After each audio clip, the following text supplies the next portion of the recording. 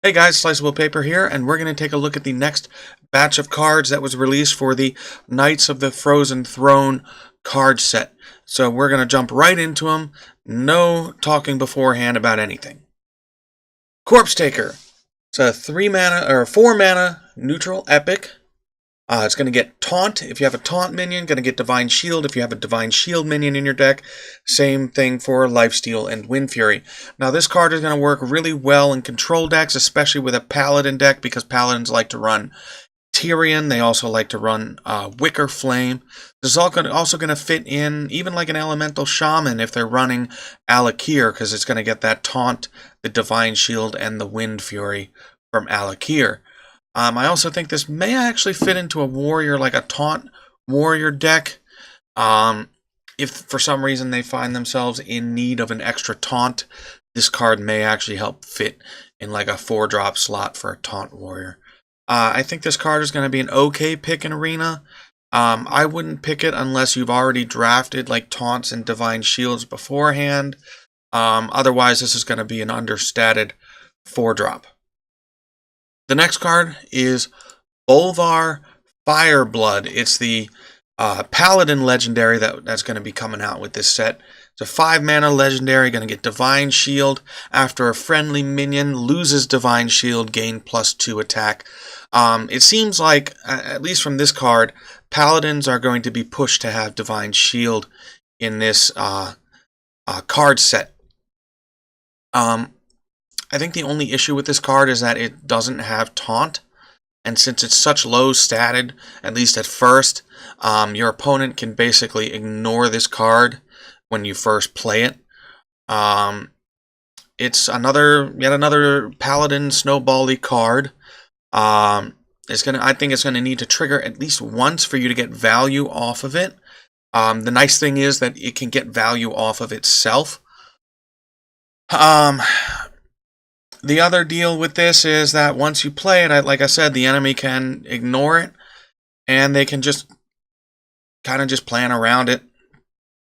Hope for that they get hard removal, even silence. Like I said before in other videos, this deck or this new card set is going to be very vulnerable, or we're going to see a lot of silence is coming back just because of all the death rattles.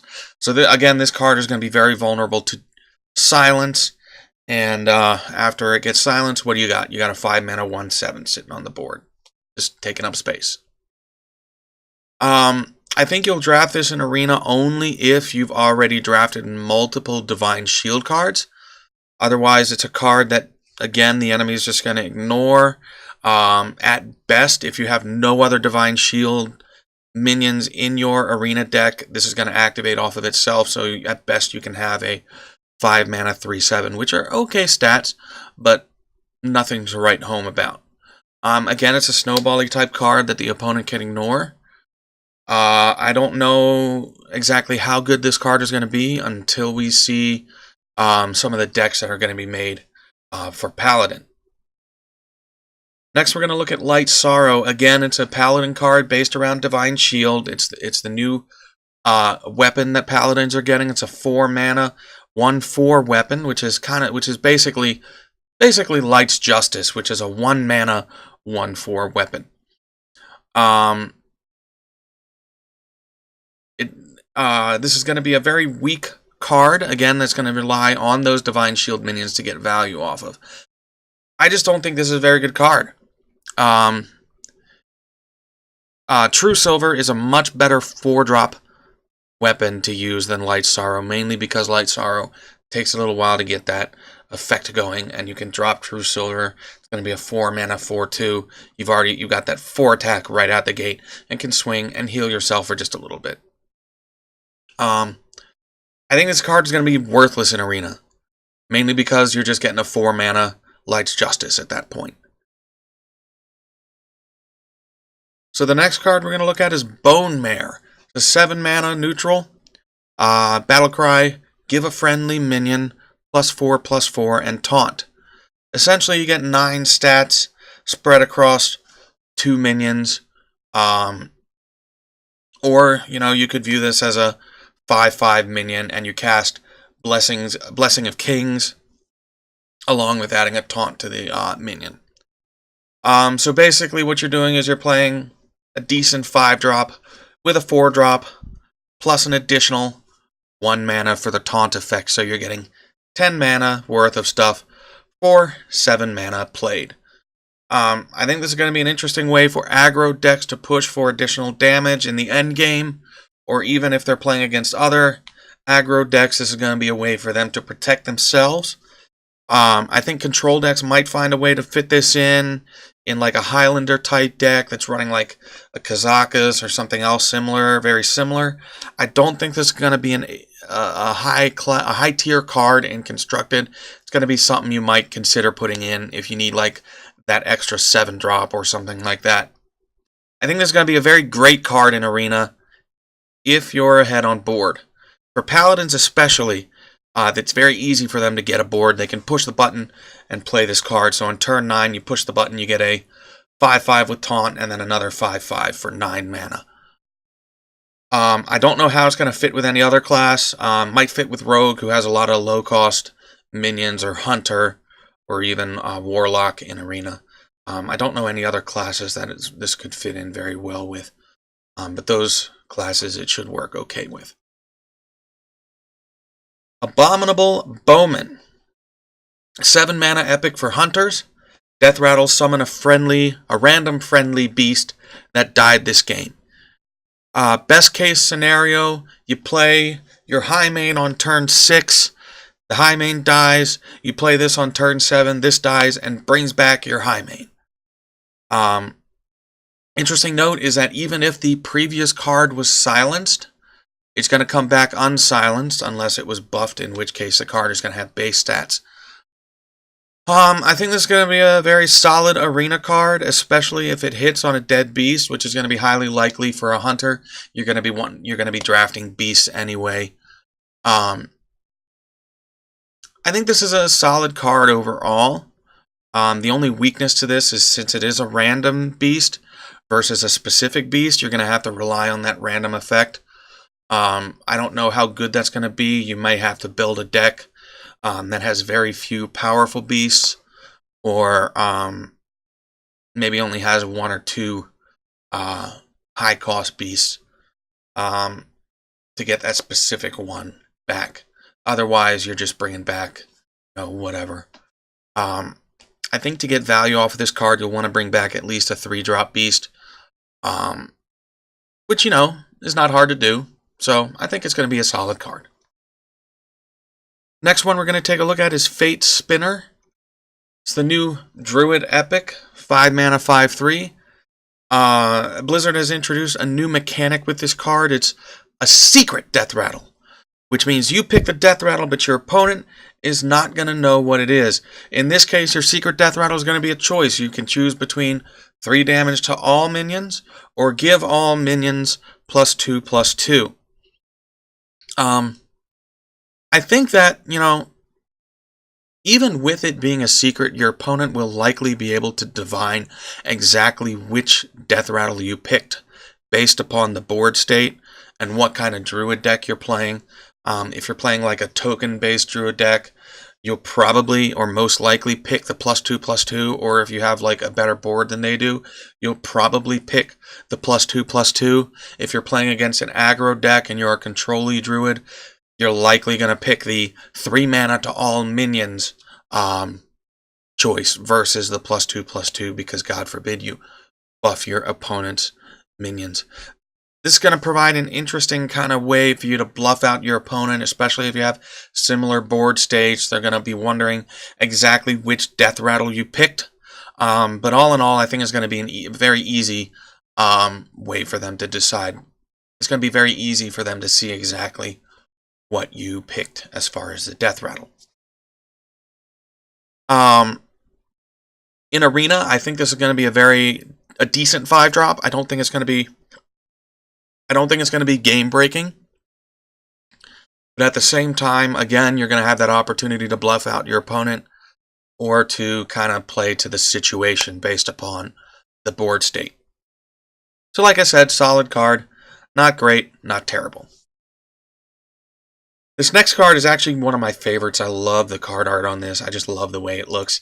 It's Bear Shark, kind of a goofy card. Um, it's a Hunter, the Hunter Common, 3 mana, 4/3, can't be targeted by spells or hero powers. Hunter has a lot of very good 3-drops, so I don't know how this is going to fit in Constructed, basically because the other 3-drops they've got as Hunters are very good death rattles. You get like Rat Pack and other such cards like that, which leave, a board state after the minion has died. It's going to be a good minion to include against like spell-heavy decks like a mage or a rogue or something like that relies on using spells to get rid of your opponent's minions. But Hunter in general just kind of wants to go face, so I don't know exactly where in Constructed this is going to fit. In Arena, I think this is going to be a very, very solid card, much like Bait Spinner, where this is going to be immune to, like, mages frostbolting it, or, like, rogues deciding they want to eviscerate it.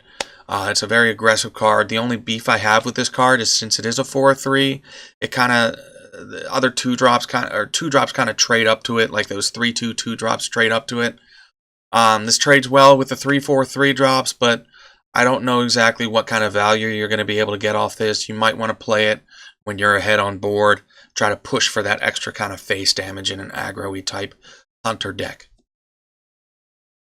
Alright, the next card is Hadronox. It's the Druid legendary minion. Death Rattle, summon your taunt minions that died this game. This is going to fit in kind of a control-y Druid that relies on those big taunts to kind of slow the game down and for you to kind of just beat your opponent down while you're hiding behind a wall. Couple of things here I do want to note. Druid of the Claw. This is going to bring back the bear form of Druid of the Claw, because when you play Druid of the Claw, it transforms into a new minion, and that new minion is going to be the one that's going to come back. This is not going to bring back the Ancient of War. Ancient of War stays a minion, it just gets a buff and a taunt. So it's not going to bring back Ancient of War. This might be a fit in, like, you could play this with an Azoth, you play this, bring back your taunt minions, and then play N'Zoth, and then this dies again. The only problem I have with this card is it's a very expensive card. The 9 mana slot's kind of a clunky slot to play. You need a very powerful effect in that 9 mana. It's almost equivalent to the 10 mana slot, where you kind of need a big beefy minion, or like a big powerful effect like Deathwing or something like that to kind of make up for the mana cost of it. I just think this card is too understated, too weak to be a 9 mana card. Might have been better as a 8 mana card, or like even a 7 mana card. Maybe 7 mana might be too low, but like an 8 mana card where you can play it and then hero power, or play another, like a 2-drop or something like that. As an arena card, this is not a good card at all. It is way understated for a 9-drop.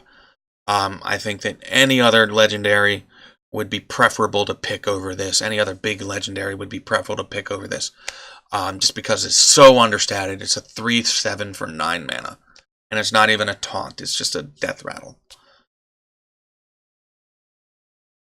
Alright, the next card is Cold Wraith. 3 mana common for mages. This is a very solid card. Good stats for a 3-drop. Battle Cry, if an enemy is frozen, draw a card. There's going to be a good fit in Freeze Mage. More tools, more card draw for them to draw into their final burst, their Alexstrasza's, all that fun stuff. Not much I can say there. Good pick in Arena, good stats. Sometimes you get extra value from the Battle Cry if somehow you've managed to draft a Frost Nova, or if for some reason you got a freezing potion off of a Discover effect. You get a little value from that. Solid 3-drop. Syndragosa. Mage Legendary. Battle Cry. Summon 2 0/1 Frozen Champions. So what the heck is a Frozen Champion? Frozen Champion is a 0/1. Death Rattle. Add a random legendary minion to your hand. This is going to be a very fun card to play with. The only problem with those frozen champions is they're vulnerable to silence, and then they're just sitting on the board taking up space as a 0/1. If they don't get silenced, get very good value out of this. This is going to be the new, like a Dr. 8 for mages. It's going to be fun to use, fun to play with. I'm looking forward to using this card. I think you're going to see a lot of mages just try to fit this in just for the hell of it, just for the memes, for the fun of it. This is going to be a very solid pick for Arena. This is going to be a great Arena card. Just based on the fact that silences are going to be less common in Arena. The nice thing about those frozen champions is they have 1 health, which means that even if the enemy is ignoring them, you can spend 2 mana just to ping them. Especially if you play this on turn 10. Play this on turn 10, then you can ping one of your frozen champions and get immediate value out of one of those frozen champions. Fun card. Looking forward to using it. Leeching Poison. 2 mana rogue spell. It's a common. Gonna see a lot of these in Arena. Give your weapon lifesteal. I think unless we see a new weapon-based rogue deck, I don't know where this is going to fit and constructed. On average, you're going to be playing this just with your daggers, so you get kind of 1 health out of that. In Arena, you're going to see it, like I said, you're going to see this pop up more often due to it being a common with the set bonus. I don't know how good of an Arena card this is going to be, since you're normally just going to have that dagger equipped in Arena. I think you'll want to have at least a 2-attack weapon to get the value off this card, maybe a 3-attack weapon. I think this is going to be this is very much an Arena balance card. Going to add a slightly bad card to help bring other classes up in power with it. That's really all I got to say about that card. Bring it on! Warrior Epic Spell. Gain 10 armor. Reduce the cost of minions in your opponent's hand by 2. I think you're going to see this used in kind of a control-y type warrior, maybe taunt warrior towards the end of the game, especially once you've gotten that new hero power as a taunt warrior, and you need that extra kind of survivability when you're down low on health. I'd use this in the late game, once your opponent's hand gets empty or if it gets close to empty. This is going to be an excellent tech pick against aggro decks. Because aggro decks tend to blow their load pretty early, empty their hand, try to dump their hand, and rush you down. And then you play this card, and aggro is sad. The only thing of note I'd like to make about this card is that against Quest Shaman, you're going to have a very, very kind of a small window of opportunity to play this card once they've dumped their hand, and before they play Giant Fin. So you kind of want to time that drop correctly. I don't think it's going to be as much a problem playing against Quest Shaman, mainly because there's not many of them on ladder, but you might run into a few of them. That's a good thought to have against them. This is not a very good Arena card, especially if you top deck it. It's going to be a dead card in your hand if you top deck it. And like I said before, you kind of want your opponent's hand to be empty before you play this. And especially in Arena, enemies are going to have a lot of minions and not as many spells as you'll see in Constructed. So I don't think this is a very good Arena card. Voodoo Hexer. Shaman card. Free Shaman again. 5 mana, 2/7. Taunt. Freeze any character damaged by this minion. This is the second freeze Shaman card we've seen this expansion. The weapon Icebreaker, the one we saw before, is going to work with this card. The good thing about this is since it's a taunt, the enemy is kind of forced to kind of throw their minions into it, or they'll have to kind of silence it or hard remove it.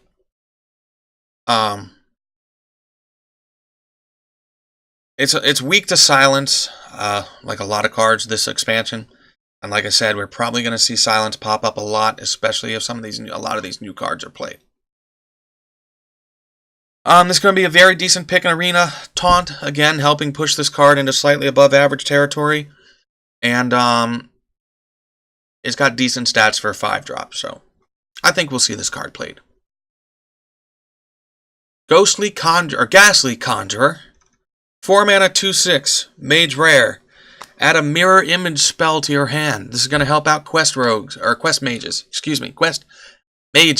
This This is a mage card. It's going to help quest mages. You're going to get that spell that didn't start in your deck. This is a 4-drop with slightly less stats than base Water Elemental. This is not going to be as good a 4-drop as Water Elemental in Arena. I wouldn't pick it over this, but it's a higher than average 3-drop. Solid. Good card. Finally, we're going to look at Professor Putricide. It's the Hunter Legendary minion. After you play a secret, put a random Hunter secret into battlefield. 4-drop Legendary. Interesting thing to note about this, I don't think the secret is going to be the same one that you played, so you're going to get a different secret. It's going to kind of help you out there. You get Cloaked Huntress synergy. You play Cloaked Huntress and play this on the same turn. You get a whole bunch of 0 mana secrets to play, and you get the Christmas tree. If we see a lot of this card, you're going to see a lot of flares and a lot of Eaters of Secrets show up to counter that. I don't know if we're going to see a lot of this card, mainly because it's too slow. Hunters kind of tend to want to go face, be quick. So unless there's a new type of slow, kind of control-y type hunter show up, I don't think we're going to see this in Constructed. In Arena, to get value off of this, it kind of requires you to have drafted secrets before getting this card. And if you don't, this is kind of just a 5/4 you play on turn 4, which isn't bad, but it's not great. And you got a low health 4-drop that's going to trade with quite a few other 4-drops and even some 3-drops. I think you're going to get better legendaries to draft than this one. Alright, so that's the end of this set of cards. I hope you all liked it, and I hope you all stick around for more. Thank you very much for watching.